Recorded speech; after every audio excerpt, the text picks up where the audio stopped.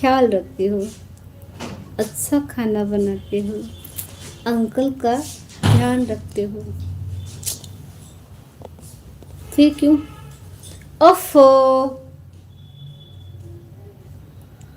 देखो, कभी कभी कुछ लोगों को लगता है कि ये मेरे बिना नहीं रह सकती है, ठीक है ना? तो मैं दिखा देना चाहती हूँ कि मैं भी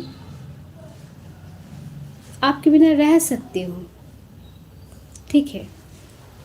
अब वो सोचते हैं कि इसको 2 रुपये ज़रूरत हो तो मेरे से मांगे।